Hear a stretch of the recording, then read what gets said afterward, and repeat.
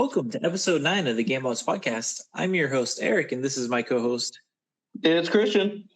Tonight we're going to be talking a lot about movies and a little bit of video game news.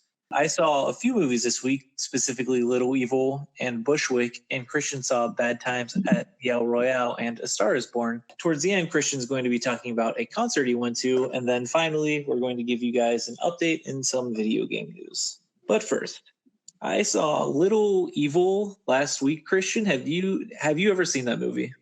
Never even heard of it.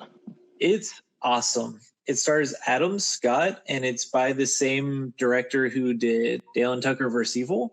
And I couldn't believe how much I liked the movie. It's essentially like how Dale and Tucker is more or less not a spoof, but it subverts a lot of the horror tropes for Lost in the Woods, like cabin hillbilly style movies. It does this with movies like The Omen or The Exorcist, where Adam Scott plays this character who you don't really see much, but you see Adam Scott marry this woman at the very beginning, and he's stepfather to this very creepy child, and this child's the son of the devil, pretty much. And the whole movie is him just dealing with that, and it's so good. And the side characters in this are amazing. He's part of a stepdad support group where they're all just saying, stepkids are the worst, but it's obviously his son is the son of the devil. So it's a little bit different. And man, it's maybe my favorite new Halloween style movie that I've seen this month. I loved it. That's pretty cool. I could definitely see it now. Well, now is it Adam Scott? Because we've talked about this on a couple previous episodes. Is it Good Place Adam Scott or is it Parks and Rec Adam Scott? Parks and Rec, he's just trying to be like a really good stepdad to this kid who has all these weird powers, and the stepmom's more or less oblivious to him. So it's just like him trying to deal with really, really awkward situations. That sounds amazing. And it's a little bit interesting because on Rotten Tomatoes, it has a really high score, but the average audience score is like 46, but the critics give it a 91. So it's a little bit different than what I normally see. I'm surprised the audience didn't like this at all. But if you're like an Adam Scott fan, or if you really like Dale and Tucker vs. Evil, I mean, this movie's for you. It is filmed very similarly to Dale and Tucker vs. Evil because I actually watched that this weekend as well. And so you see the similarities in his style being reused, but just with a different style of movie. Sounds pretty fun. Also this week, I saw a movie that I'd heard about in passing just because I had read an article on Dave Bautista, but have you seen Bushwick? No, I have not. So it's a movie starring Dave Bautista. It's released in 2017. And I was reading an article about him when it was talking about his acting career because of The Guardians and stuff. And I'm surprised how much I actually really like this movie. This movie was recommended to me by a family member. And on Rotten Tomatoes, it has a 43% score and a 31% audience score. So people don't really like it. But I ended up watching it on Netflix. I think it's really well done. It has a lot of just really long form shots. So there's just very long scenes. And I think Dave Bautista does a really good job at the role he plays. What I also really liked about it was Aesop Rock, who is, I guess, still considered, he's an underground hip hop guy, did all of the music for it. And it was an awesome soundtrack. And so the story basically follows the premise of I don't want to give too much away because it ruins the more or less midway point twist. But this girl comes out of a New York subway, and essentially the Bushwick neighborhood of New York is just under attack. And it's a lot of shots just following her through the streets, and there's people in black capturing citizens and citizens shooting each other. And there's just a lot of violence going on. And essentially Bushwick's turned into a war zone. And then the entire movie just revolves around them trying to get out of that neighborhood to like a military demilitarized zone to catch a chopper out of the area. And I was impressed with Dave Bautista. I thought he did an awesome job, and I enjoyed it. Yeah, I'm looking at summaries and pictures of it here online while we're talking, and the girl is Brittany Snow, who I typically really like. Yeah, I'm surprised I'd never heard of this movie. It looks really interesting. It's on Netflix. It's a short watch. I think it's only about an hour and a half or so. If you're ever bored, I would definitely check it out just to see the cinematography of it. Like I said, the long form shots he does are really cool. Yeah, I like those a lot. I know they did a couple of shots like that in Daredevil, and I was a big fan of that kind of stuff. And I do really like Batista, if only just because he was Drax in Guardians. But I remember listening to an interview of his where he talked about getting into acting, and somebody asked basically why. And he said, he did a movie that a friend of his made, and he couldn't believe how bad of an actor he was. And he was like, well, I don't like being bad at things, so I'm going to do this until I'm good at it. And now, he's a huge name, so he got it done.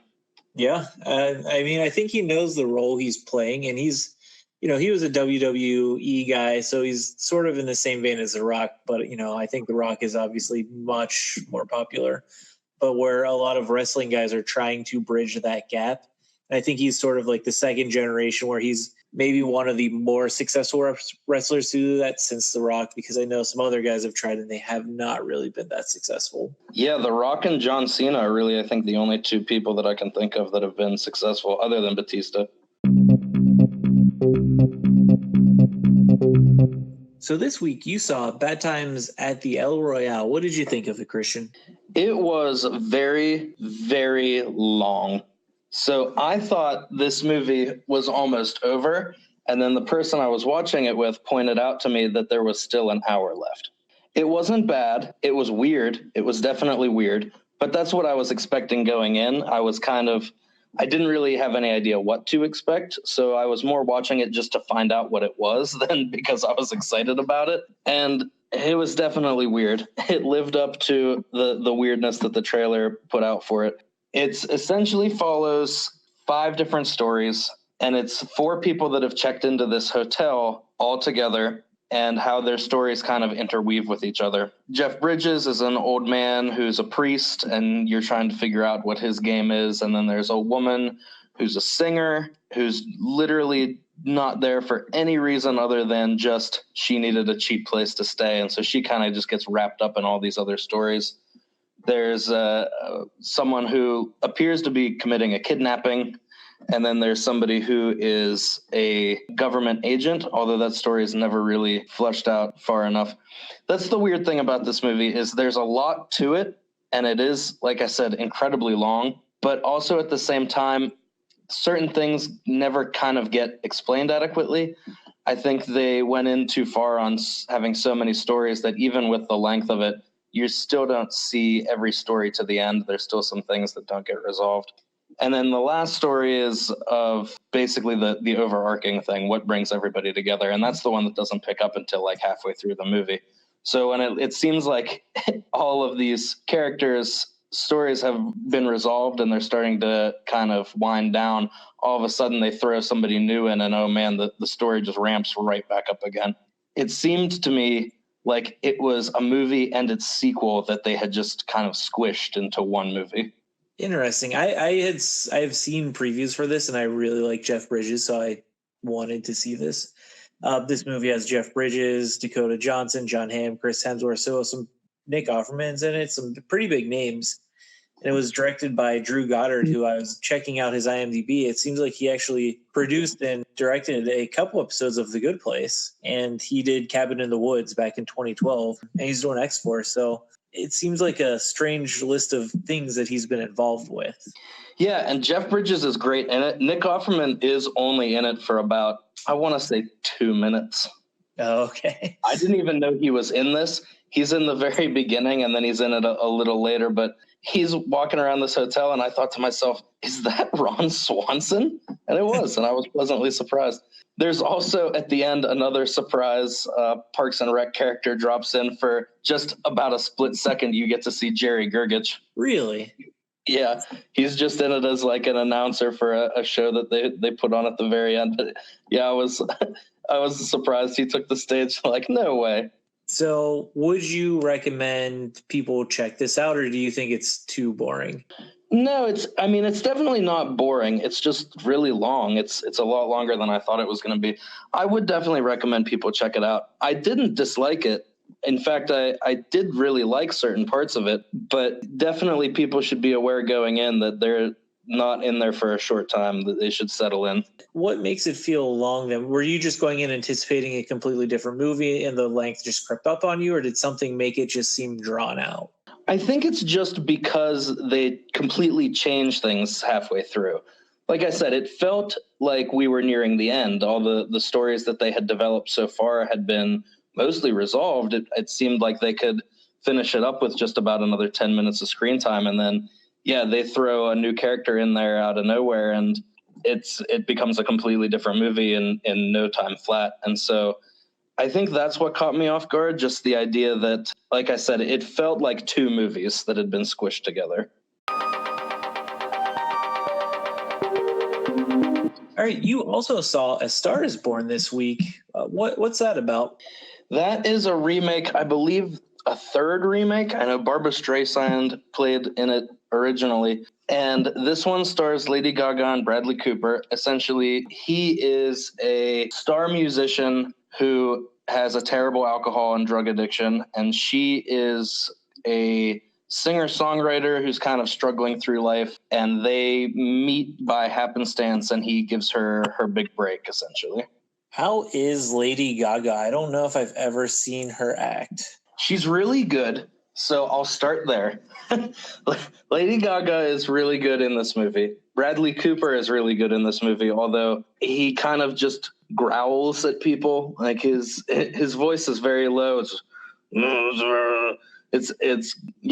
growly and it's gravelly. And so certain times I had difficulty understanding him. This movie is 100 years long. Everybody really seemed to like it except me. It just felt eternal. So you are not a fan of the movie then? No. Now, that being said, like I said, I'm almost the only one. This movie has an amazingly high score on Rotten Tomatoes. It's got an 89 right now, and I can't imagine why. See, I don't know. I'm not a huge Lady Gaga fan, so this movie didn't even register on my radar. I'm surprised it's so popular. I typically am a Bradley Cooper fan, honestly. I go back and forth on Lady Gaga. Some of her songs are good. Some of them are not really my cup of tea, but I wouldn't say that they're necessarily bad. And like I said, she's good in this. She's a good actress. She does a good job. The music is pretty solid, and her voice is incredible. You did the soundtrack for this. Part of it, yeah, and she is singing in a lot of the songs. But it goes back and forth between like a rock kind of feel and a country kind of feel, and then she has a stint where she's like a pop star, and so there's not really a consistent genre that's followed, and it just goes on and on and on and on to the point where at the end I just kept wondering when this was going to be done so that I could go home. What style of movie is this? Yeah, I guess romance genre. Like they do have a romance, the two of them, and it's about 30% about their relationship, and then it's about 30% about Bradley Cooper's drug addiction, and it's about 40% about Lady Gaga's rise to stardom. And it essentially she's rising in the musical field, and she's just getting dragged down by all these other things, by her relationship with him and by all of his problems. And I mean, it was definitely true, but I don't know. I don't have a lot of good things to say about the movie. It's basically the bottom line there. Like I said, this is the third time this movie's been done, but I hadn't seen any of the old ones, so I wasn't aware of what the story really was. I just knew that they were going to meet and fall in love, and he was going to help her with her music. But it was so long. I remember when we got the runtime of it, it was like, oh, this is going to be a 2-hour plus movie. We'll see if that drives people away from it. And it didn't. It made a ton of money, but you feel every minute of the runtime instead of getting kind of like sucked in like I do in certain movies. Like, oh man, 2.5 hours blew by. No, I felt every minute of this one. Yeah. So you're just checking your watch during and like, oh, I still got another 40 minutes left. Yeah. How it looked like Bradley Cooper directed this. Do you think he did a pretty good job as the director? I think he did, yes. Now, a lot of the cinematography was very nice. It was a very nice looking movie. I think this was a great job for his directorial debut. I think if he works on a couple of things, he could actually make a really, really good movie. I just think this movie suffered from its runtime. And also, I feel like it's really similar to El Royale in that it went on for a long time, but still missed things. Like there's scenes where as she's kind of ascending to being a pop star, she's being told, oh, you're going to have to do more pop starry things. You're going to have to dye your hair. You're going to have these backup dancers. You're going to have to make concessions that all pop stars do. And she basically tells her manager, no way, this is who I am. And if you don't like it, that's too bad. And then like 10 minutes later, you see her and she has orange hair now and she's got her backup dancers. And there's really no screen time that's devoted to showing her get there. It's just all of a sudden she's changed her mind and just conceded the point. So you're missing some development of her character then. Yeah, it's like they had such a long story to tell that they had to take stuff out like that. And so I just wish they'd done a little better job kind of sussing out her character like that. Because like I said, you're never shown her getting to that decision. She just all of a sudden, and it's not even like she makes the decision on screen like, oh, this was a good idea. I think he was right. It's just, it happens and it's done. And there's a couple other things that just kind of happen out of the blue and it's very rushed. And I don't want to give them away because they're kind of major plot points. But yeah, they just, all of a sudden you're in this situation and I'm not really entirely sure how I got here. So would you recommend people see this? Sure. I mean, it wasn't for me, clearly, but like I said, everybody I've talked to who's been coming out of this movie has really enjoyed it. So if other people can get something out of it that I couldn't, man, more power to you, but I'll never watch it again.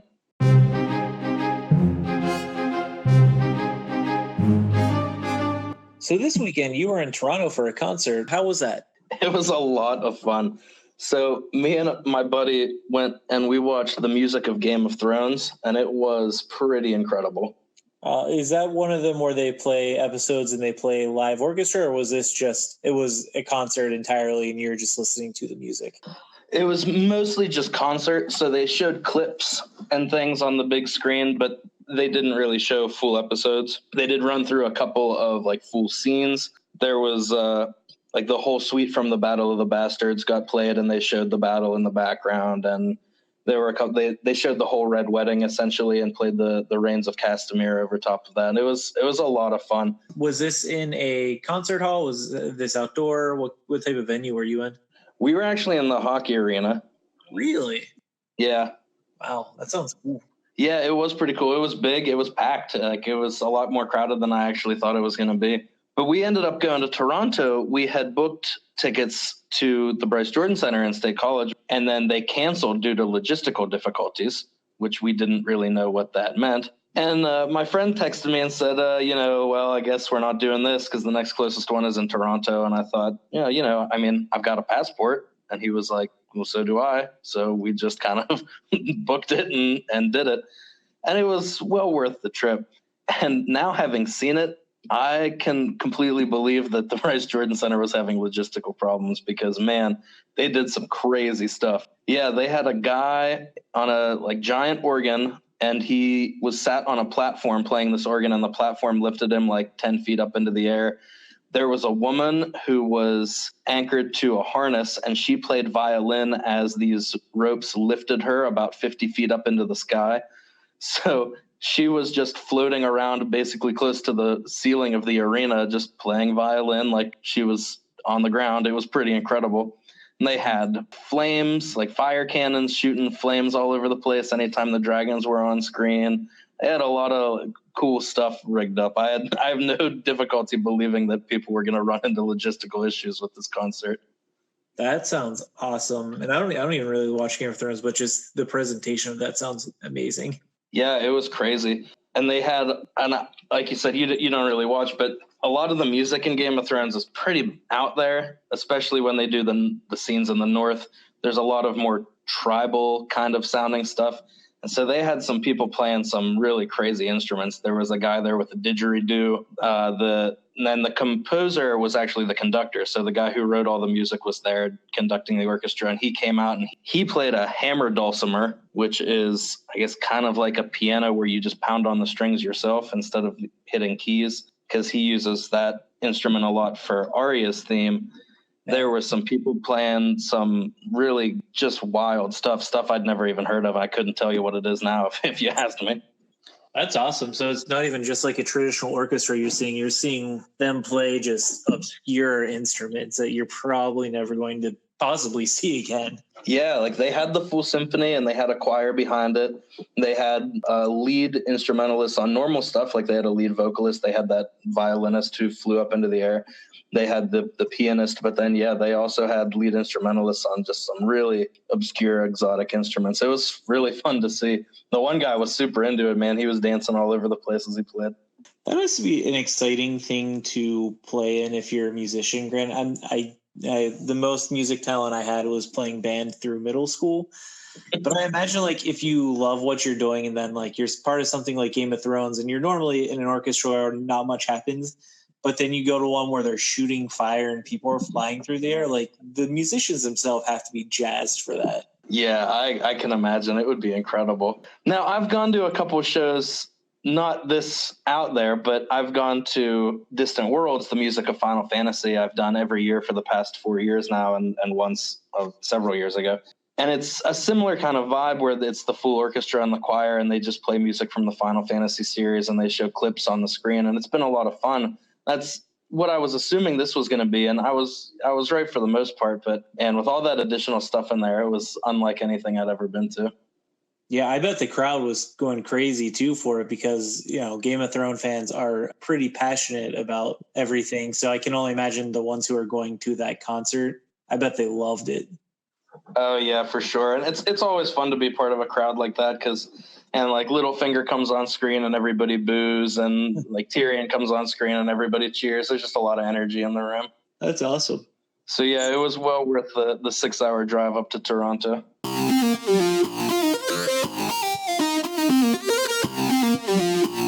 In gaming news, I don't know if you've heard, but they are allowing people to start changing their PlayStation Network names pretty soon, which I'm pretty excited about, Christian, because I created my name, 8 years ago at this point. And while it's not as embarrassing as some people's out there, I would like to change my gaming name. I don't know if this affects you at all, but I think that's pretty cool.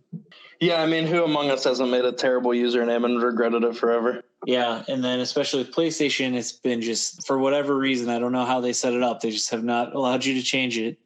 But also, speaking about PlayStation Network issues, I also don't know if you had heard about this, but there had been a bug going around where if people sent a specific message, it would more or less brick people's PlayStation 4s. So I guess there are malicious people going around this weekend sending those messages, and Sony finally released a fix to it where I guess it wasn't like a software issue, but it like sent the console into a loop that just crashed it.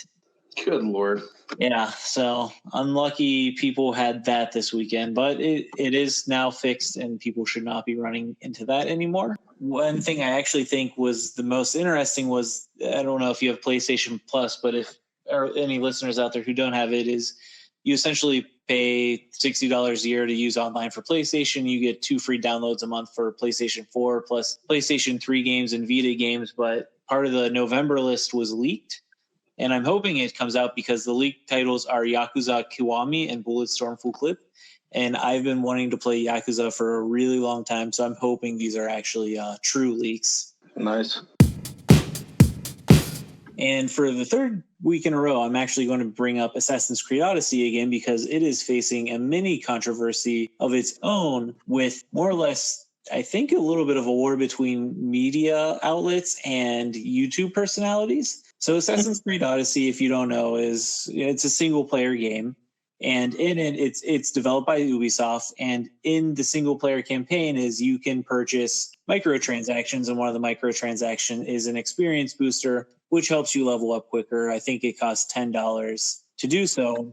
And a lot of YouTube personalities like Jim Sterling and Angry Joe really dislike the microtransactions in single player games. And I agree with them. I think most people do not like microtransactions in their games, especially single-player game. So they've been hitting media outlets really hard for not emphasizing more that there have been pay to buy these experience boosters, because when they played through the game, they felt like that they would hit points of the game because Assassin's Creed is more or less an RPG now, where they were required to either grind or get the experience boosters. And their reasoning is that while you can work around this, they designed the game with the idea in mind that if you're only going to play main missions in the story, that you're more or less forcing the people to buy the experience boosters. I think surprisingly for an Assassin's Creed game, because people tend to be very angry at them year after year, A lot of people have actually pushed back against this, saying, look, this isn't a normal Assassin's Creed game. This is an RPG, and in every RPG, if you're just playing the main story, you're going to be underleveled.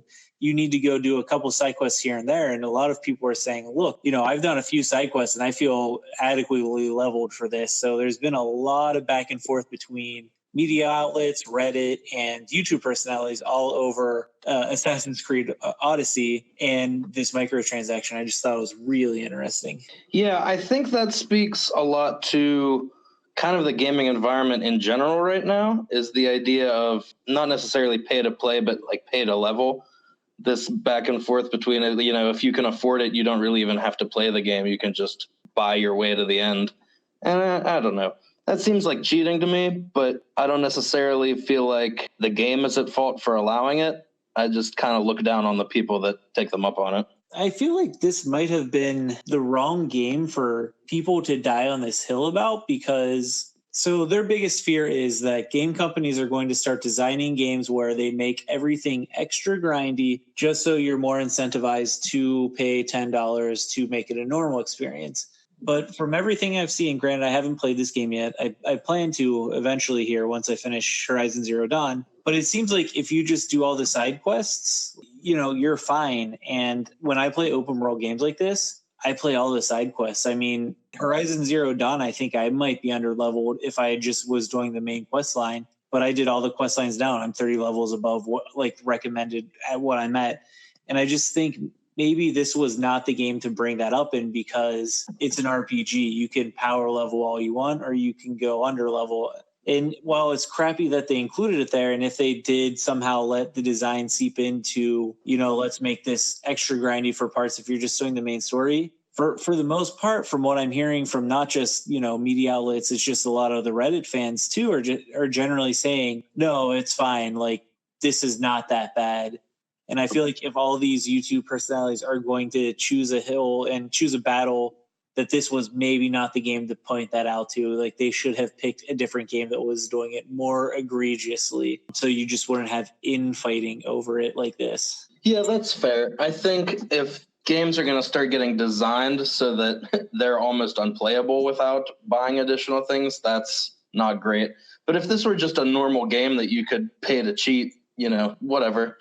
Like I said, I wouldn't blame the game for including that option. I would just make fun of the people who couldn't play it normally. That's where I'm torn. It's at the end of the day, it's like, just don't buy it. And then people get mad when you say that. If you buy the game, it's, you buying the game in itself is supporting these microtransactions, even if you don't buy microtransactions, which I don't necessarily agree with. Like, you're not giving them additional money.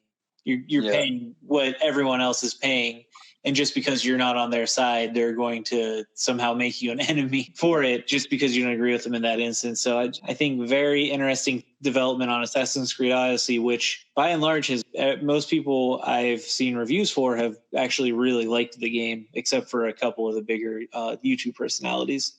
I'll tell you what I would like to see is if this trend continues with the microtransactions. And I mean, by all accounts, with the success that they've seen so far, I'm sure that it will. And I have no illusions about the fact that this will literally never happen. But what would be nice is if they could factor in how much money they think they're going to make off of people continually buying these power-ups, and they could reduce the price of the actual game. Oh, yeah. That would be nice. But I don't know. I don't think that'll ever happen.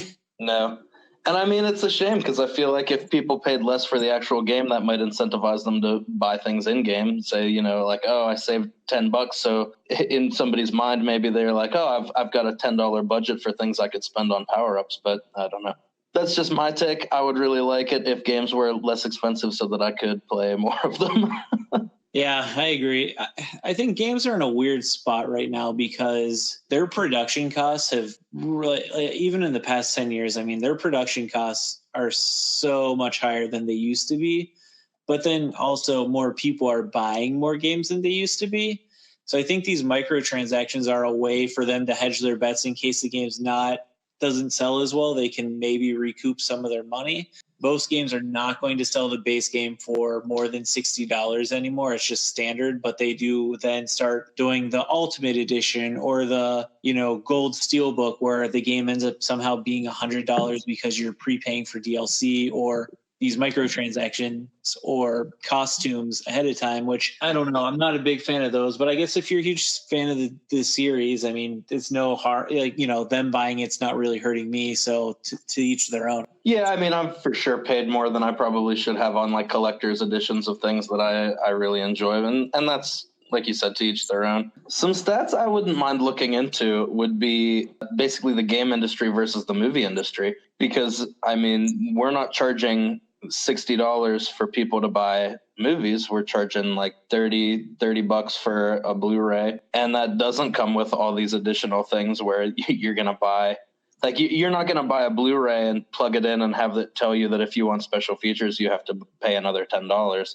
And God knows movies cost so much to make. Their production budget is enormous. So I wouldn't mind looking into that, seeing if games and the consoles cost this much because they're saying it costs this much to make. I think generally video games have actually become the largest media industry. Just looking, I pulled up the 3 largest games budgets. So Call of Duty from 2009, it had a total development cost of $50 million and a marketing cost of $200 million. So $250 million total.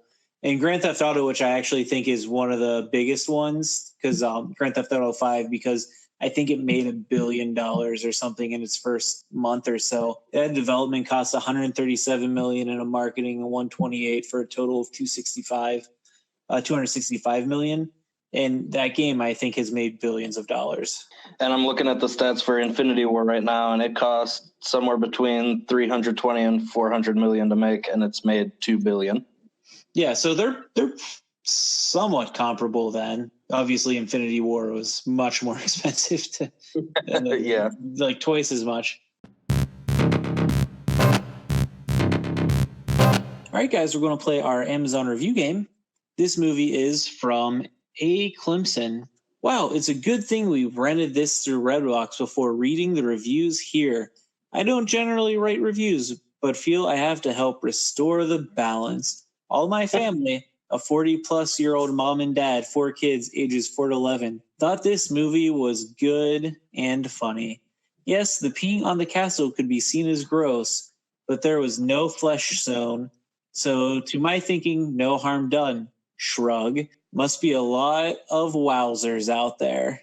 Oh my goodness. So again, you get two yes or no questions, and then I can read another review. Yeah, I'm trying to think of what question to ask. Is this a comedy? Yes. Is it an old comedy? Can you give me is this younger than X year? Is it younger than 1990? No. Okay. All right, yeah, I'm going to need another review. A fun-filled movie that doesn't take itself too seriously. Jack plays the titular role, and Mr. IT Crowd plays a great part also. 3D is just wonderful. Neat fun for my taste. Very entertaining. Ooh. Oh, man. I'm stumped. Mr. IT Crowd. Does this star Chris O'Dowd? He is in it. I don't know if it stars him or not.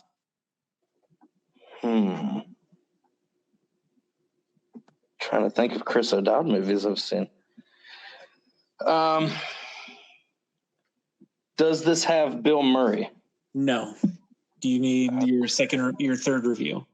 Yes, please. If you like Jack Black and you like steampunk, you will enjoy this movie. If you don't like Jack Black and you don't like this movie, that may be a sign you have no soul. Oh, man. Chris O'Dowd and Jack Black. I have it on good authority that you have seen this movie. Oh, man. I'm racking my brain here. I'm 100% sure you're going to say the title and I'm going to be kicking myself. Chris O'Dowd and Jack Black. Is this based on a book? Yes. Okay. I think. I can't remember if Chris O'Dowd's in this, but I'm pretty sure he is. Is it Gulliver's Travels? Yes, it is. Oh, my God. Thank God. Man, I was worried. I haven't seen this, but I was told that you have seen this movie. I have a long time ago. Man, I was pretty sure Chris O'Dowd was in that, but I was going back and forth on whether or not he was. I remember a friend of mine really hates Jack Black, and I remember he came up to me the one day and he told me, if you ask me to watch Gulliver's Travels with you, our friendship is going to be over.